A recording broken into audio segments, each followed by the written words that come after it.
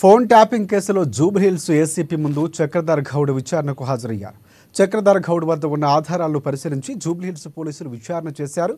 హరీష్ రావును పిలిచి విచారిస్తే ఫోన్ ట్యాపింగ్ కేసు మొత్తం బయటపడుతుందని అంటున్న చక్రధర్ గౌడ్తో మా ప్రతినిధి Likhitha Reddy face to face.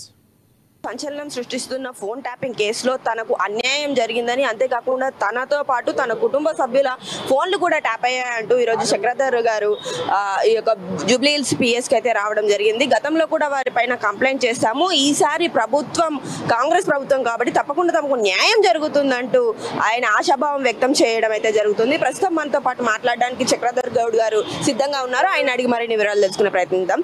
Sir, ఈ ఫోన్ ట్యాపింగ్ కేసులో రోజు రోజుకు ఒక్కొక్క అప్డేట్ వస్తుంటే చాలా విషయాలన్నీ కూడా విస్తుపోయే విధంగా ఉన్నాయి.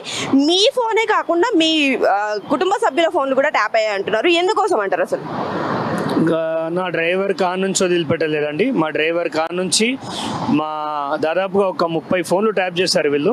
నేను అవన్నీ ఏవైతే డౌట్ ఉన్నాయో ఆ నంబర్స్ అన్ని ఇచ్చేసాను. మా ప్రభుత్వంలో ఫోన్ ట్యాపింగ్ విషయం ఖచ్చితంగా ఈ ఏడాదిలో బయటకు వస్తుందని అనుకుంటున్నాను. దీనిలో ముఖ్య కారణం ఈ బావబొమ్మరుదులు బిల్లా రంగాలే, ఈ కేటీఆర్ హరీష్ రావుదే మెయిన్ పాత్ర. ఎందుకంటే సినిమా వాళ్ళది కానీ వ్యాపారవేత్తలది కానీ నాలాగా పోరాడే గొంతుకలు, మీలాగా మంచి మంచి జర్నలిస్టుల ఫోన్లు కూడా ట్యాప్ అయినాయి. లాస్ట్కి వస్తే హైకోర్టు జస్టిస్ శరత్ గారి ఫోన్ ట్యాప్ చేశారంటే వీళ్ళకి ఎవడి భయం ఉంది? రాష్ట్రంలో ఎవడంటే భయం ఉంది?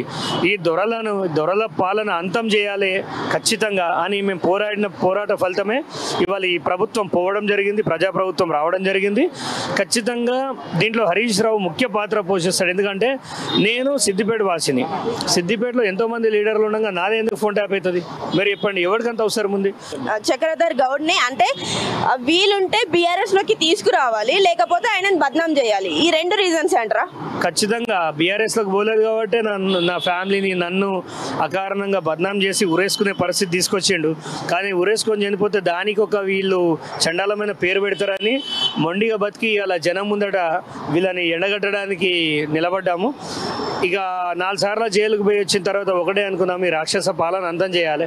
ఈ హరీష్ రావు అనే దుర్మార్గుడు సిద్దిపేటకు పట్టిన శని మా దగ్గర ఎన్నో అక్రమాలు చేసిండు. కానీ అక్కడ ఆ టోల్ గేట్ దాటకపోదు అక్రమాలన్నీ. ఇవాళ వాటిని జూబ్లీహిల్స్ దాకా తీసుకురాగలిగిన అంటే నేను ఎంత సక్సెస్ అయిందో మీరు చెప్పాలి. అంటే ఇక్కడ బీఆర్ఎస్ నేతలు మాత్రం ఫోన్ ట్యాపింగ్ కేసుకి మాకు ఎలాంటి సంబంధం లేదు, కావాలనే హరీష్ రావుని ఇటు కేటీఆర్ ని కాంగ్రెస్ వాళ్ళు ఇరికిచ్చే ప్రయత్నం చేస్తున్నారు అంటున్నారు కదా. ఇక బీఆర్ఎస్ వాళ్ళు మాట్లాడితే హాస్యాస్పదం అండి. అది దొంగ అన్నట్టుంటది. వాళ్ళు ఫోన్ ట్యాపింగ్ చేసారు అని కేటీఆర్ ఒప్పుకున్నాడు కదా ఆల్రెడీ. 1, 2 చేసి ఉంటామన్నాడు. 1, 2 చేసినోడు 4, 5 చేయడా, 100 చేయడా, 1000 చేయడా? అవన్నీ వాళ్ళు అధికారం పోయే వరకు పిచ్చిగా ప్రవర్తిస్తున్నారు.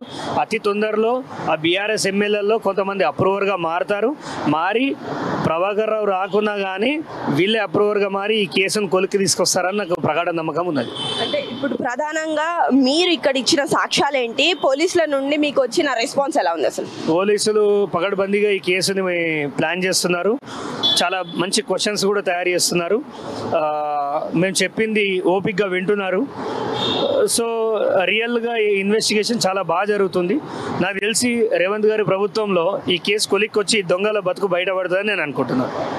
సో మనం ఇక్కడ చూడొచ్చు, ఫోన్ ట్యాపింగ్ కేసులో ఎవరెవరైతే ఇన్వాల్వ్ అయ్యారో వాళ్లకు సంబంధించి పూర్తి స్థాయి వివరాలన్నీ కూడా త్వరలోనే బయటికి తీసుకొచ్చే ప్రయత్నం చేస్తుంది కాంగ్రెస్ ప్రభుత్వం. అంతేకాకుండా తనకు జరిగిన ఈ ఫోన్ ట్యాపింగ్ కేసులో ఎవరెవరి ఫోన్స్ ట్యాప్ అయ్యాయి ఏంటి అనే వివరాలు కూడా పోలీసులు త్వరలోనే బయట పెడతారు. తప్పకుండా బీఆర్ఎస్ నేతలకు బుద్ధి చెప్తారంటూ కూడా ఇక్కడ చక్రధర్ గౌడ్ చెప్పడం జరుగుతుంది. ఇవి ప్రస్తుతం ఇక్కడ ఉన్న అప్డేట్స్. Camera person చారితో